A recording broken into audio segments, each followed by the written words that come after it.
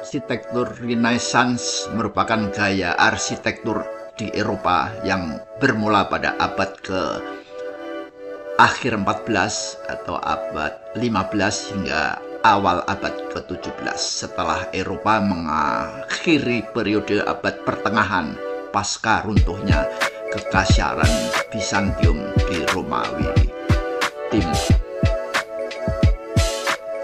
Seni arsitektur Renaissance banyak terinspirasi dari gaya arsitektur klasik yang berasal dari prinsip bangunan pada masa Yunani dan Romawi kuno.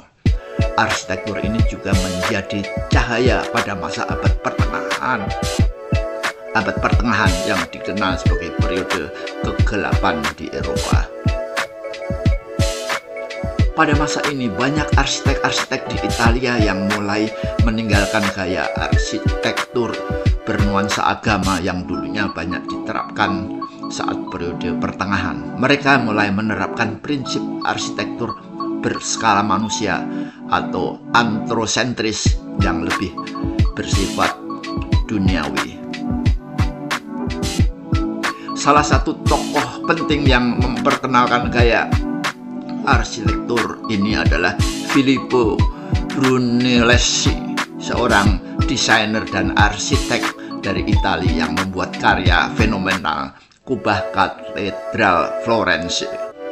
Selain itu, dia juga banyak melakukan terobosan yang kemudian menyebar hingga ke Prancis, Jerman, dan Inggris.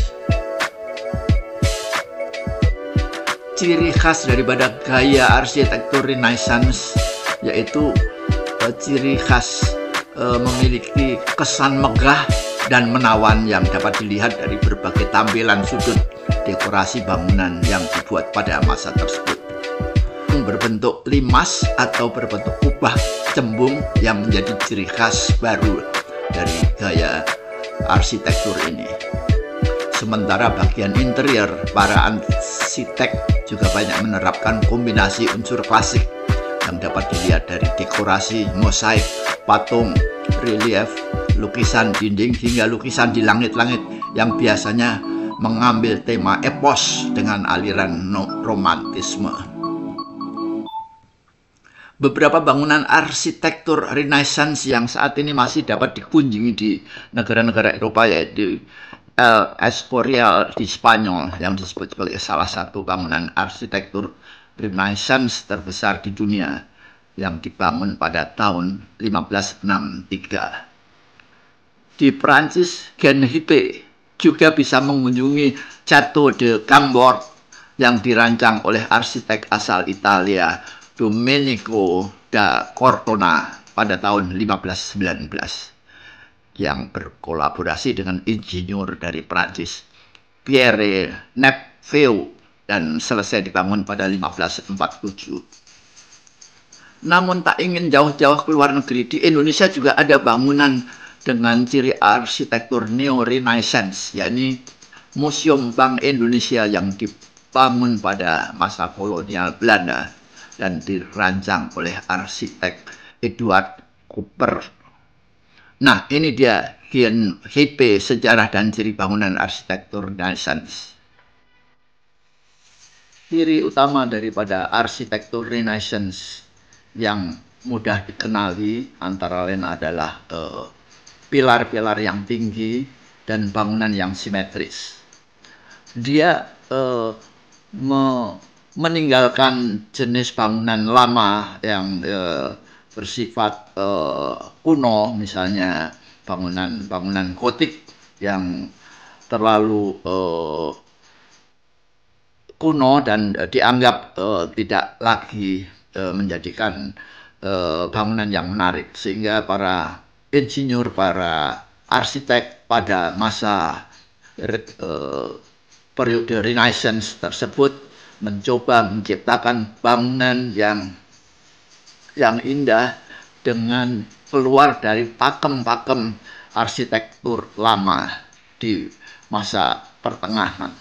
Mereka menarik garis-garis lurus dan sumbu-sumbu yang panjang, dan mereka juga membuat garis-garis lengkung yang sangat tidak biasa seperti bentuk daripada arsitektur lainnya.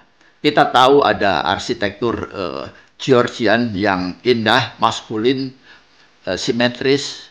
Nah, tetapi Renaissance lebih tua dari Georgian, dan jadi dia lebih unggul dari segi kualitas dan nilai seninya, karena di situ banyak tokoh-tokoh arsitek lama yang mampu memunculkan periode Renaissance ini.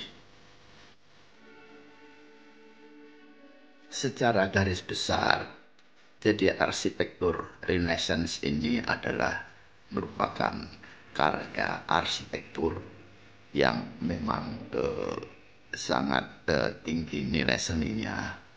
Namun dia juga diperoleh dengan melalui kerja keras dari para arsitek-arsitek pada masa itu, masa Renaissance tentunya, di mana mereka mencoba menciptakan berbagai peralatan yang rumit, peralatan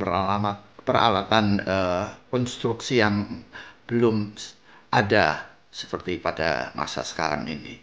Jadi kita harus dan bahkan akan